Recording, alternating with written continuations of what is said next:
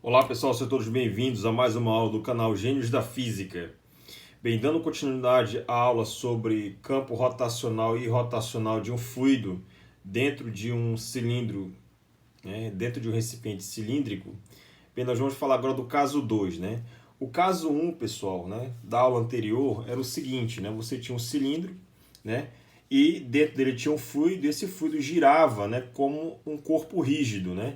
Esse cilindro ele estava girando uma taxa, uma velocidade angular ômega constante no cilindro, girando com uma velocidade ômega constante, e cada ponto desse fluido ele se comportava, como um corpo rígido, ou seja, cada ponto tinha a mesma velocidade angular do recipiente, né?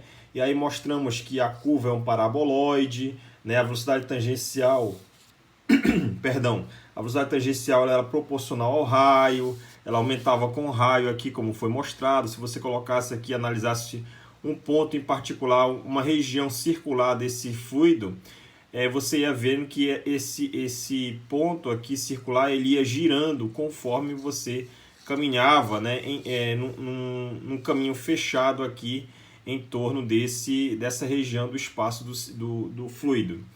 E aí mostramos que era um paraboloide, né? E esse fluido ele era um fluido tipo incompressivo e o escoamento era estacionário, né?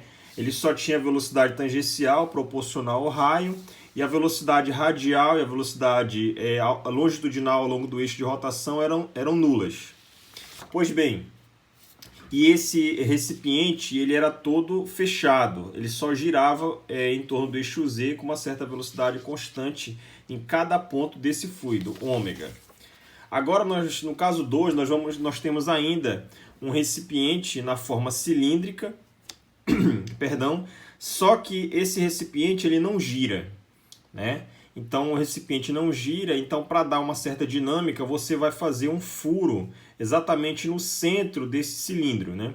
Esse furo tem uma certa área S que eu estou chamando aqui. Um furo pode ser um furo circular, um furo em outra forma geométrica, um furo na forma de um quadrado, de um retângulo, mas é um furo, né? Com uma certa área S. E aí, bem, quando você vai analisar um cilindro com furo na base, esse cilindro não gira. Bem, como é que fica a análise desse problema, né, diante do cálculo do campo, se ele é o campo de velocidade, né, que é um campo vetorial, se ele é um campo rotacional e rotacional? Bem, esse fluido ainda tem densidade ρ, tá? O raio desse cilindro é R, e aí nós vamos assumir o seguinte, já que esse fluido ele não é um corpo rígido, então significa dizer que a velocidade angular não é a mesma em cada ponto do fluido, tá? Então perceba o seguinte, essa é uma situação equivalente, né, digamos assim, a quando você tem uma água, por exemplo, dentro de uma pia, né, e você tira a tampa do ralo. Quando você tira a tampa do ralo, né, da tubulação que para escoar a água que está dentro da pia, ela vai começar a girar, né? Mesmo você não girando a pia, ela vai gerar digamos assim, ela vai começar a girar para escoar aquela água que está ali na pia, né, para o esgoto. Então é uma situação parecida. Então o cilindro não gira, mas você tem um furo aqui no centro, né? Esse furo vai gerar uma velocidade angular aqui, né, nessa base. Bem, essa velocidade angular ela é proporcional a uma constante, ela é igual a uma constante. Essa constante tem dimensão de área, que é a área do furo, e a velocidade ômega calculada naquele ponto, tá? E ela decai com o inverso do quadrado da distância. O que isso significa?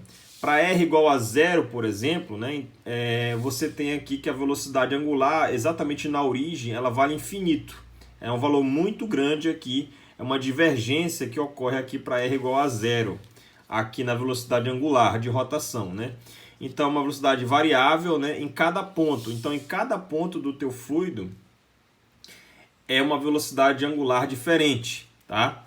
E se você tem um ponto em análise aqui, uma certa porção do fluido de massa m com densidade, volume, né? Então ela está a uma distância r. Aqui a gente tem a velocidade tangencial E aí em cada ponto, por exemplo, aqui a velocidade angular ela é máxima, exatamente próximo da origem, mas aí à medida que você se afasta da origem, o vetor velocidade angular ele vai diminuindo, né? Quanto maior a distância, menor o valor da velocidade angular. Quanto menor a distância, maior o valor da velocidade angular. Então, quanto mais distante você tiver do eixo de rotação, do eixo aqui de simetria do cilindro, né, onde está o furo aqui embaixo, a velocidade angular vai diminuindo, tá? Para as bordas. Na origem ela vale infinito, ela diverge, e exatamente na fronteira, colado com o recipiente, ela vale zero. Bem, agora fazendo aqui uma visão do tipo lateral, vamos fazer uma visão frontal, né? Então uma visão frontal, né, só recapitulando aqui, você tem essa velocidade aqui na origem é ômega, aqui nesse ponto de análise é ômega', já que elas são velocidades distintas, né? O fluido não se comporta como um corpo rígido. Então aqui tu tem ômega', né, para cima. Aqui está o vetor R, né, que é esse camarada, né, perpendicular a ômega', tá? E se você fizer o produto vetorial entre ômega' e R, vai dar o teu V aqui, a velocidade tangencial. Então olhando de cima, você tem que aqui está o vetor velocidade angular saindo ômega. Aqui na análise distante a uma certa posição R está o ômega'. Esse ômega' é diferente desse aqui, né, do ômega. Aqui o ômega ele é maior em módulo, né? Aqui ele é menor, mas apontam todos eles saindo do plano do papel, perfeito? Aqui está uma distância R, aqui é o raio do teu cilindro, do teu recipiente, a porção M aqui do teu fluido, né? E aí, pessoal, você vem para cá e faz a seguinte análise. Então, o ômega ele é proporcional a 1 sobre R2. No caso anterior, né, o ômega ele era constante, né? No caso 1, o ômega ele era constante em cada ponto da tua análise. Aqui não, ele decai com o inverso do quadrado da distância. Já o R em coordenadas cartesianas é esse camarada aqui, né? Esse R ele tem a componente x e a componente y, ou se preferir em coordenada polar, R e R chapéu. Já a velocidade tangencial ela é ômega R, né? Na verdade é um ômega', que faltou colocar o linha. Quando você faz esse produto, é esse camarada com esse aqui. Perdão. E aí você escreve aqui, calcula o produto vetorial, né? Quando você calcula o produto vetorial, você pode escrever versores I e J em termos de θ. Lembrando que o θ chapéu, ele é esse camarada aqui, ó, menos seno θi, cosseno θj, né? O θ é esse ângulo aqui, ó. É esse ângulo aqui em análise, perfeito? E o R chapéu é cosseno θi mais seno θj. Então, esse θ é exatamente esse ângulo aqui, ó. Perfeito? Então, você pode colocar aqui, escrever y como sendo R seno θ e x R cosseno θ. E aí você pode agrupar tudo, corta R com R, só sobra um R embaixo. E aqui fica o próprio θ chapéu, que é esse termo aqui, como eu acabei de mostrar.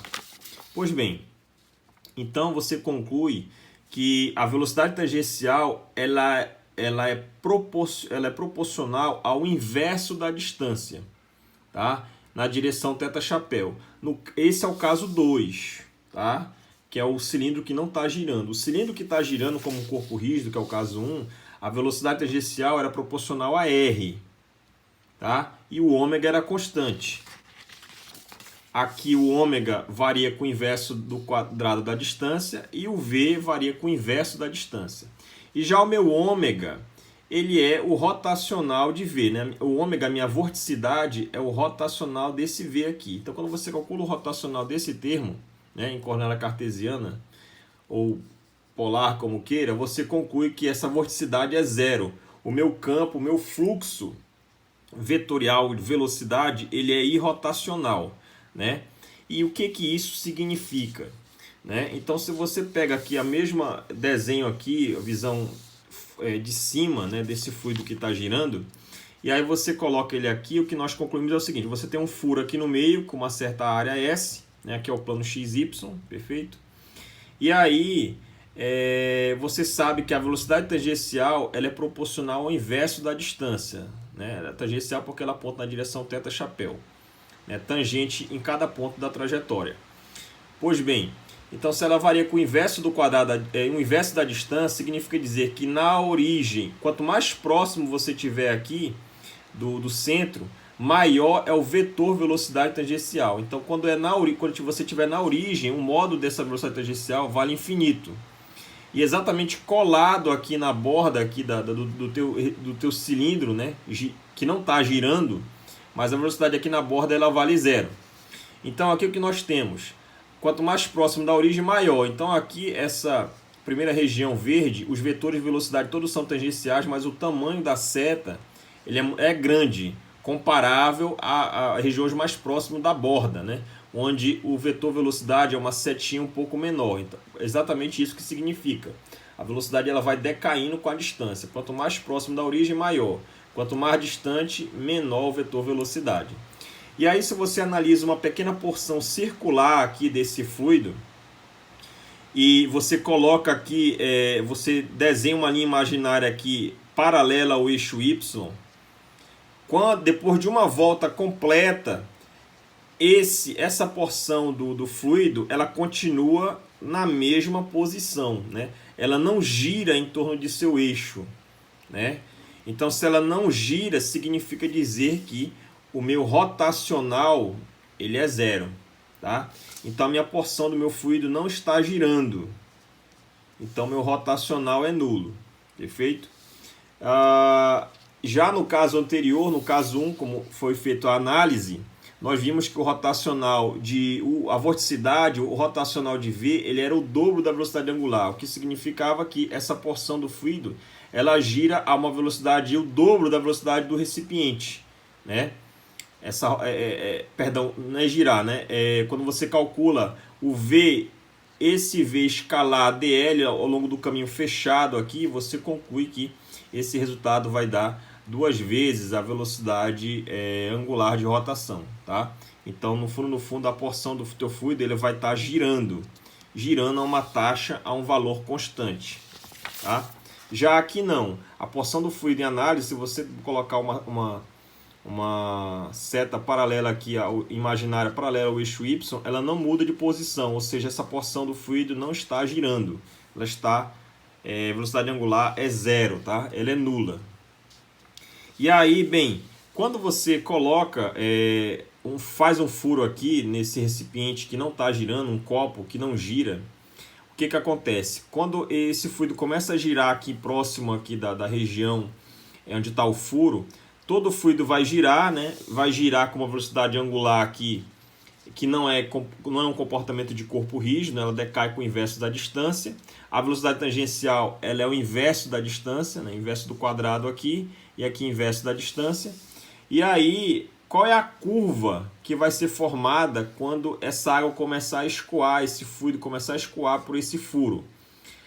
Vai ser o que nós chamamos de hiperboloide, né? Então, é uma hipérbole de revolução em relação ao eixo Z. Então, se você pegar uma hipérbole e girar de 2π aqui em relação ao eixo Z, você vai ter o que nós chamamos de hiperboloide. Qual é a equação da hiperboloide? Z igual ao inverso de R quadrado, onde R quadrado pode ser escrito em coordenada cartesiana, aqui em coordenada cilíndrica, é x quadrado mais y quadrado, tá? Bem, no caso 1 anterior, quando não tem furo e o cilindro gira e todos os pontos do meu fluido se comportam como um corpo rígido, girando na mesma velocidade, então a forma da minha curva do meu fluido quando ele está girando não é uma hiperboloide, é um paraboloide, tá? E a equação é diretamente proporcional a R quadrado. Já no nosso caso 2, ela é o inverso do quadrado, aqui como foi colocado, escrito em coordenada cartesiana dessa forma. Bem, o teorema de Stokes ele é dado por essa equação integral, né? Você tem um hot de V, é o produto escalar ds, mais a integral fechada no caminho de V escalar dl na superfície S. Essa integral ou essa, né, de caminho na superfície é chamada de circulação. Tá? Espero que todos tenham gostado. Até mais e bons estudos!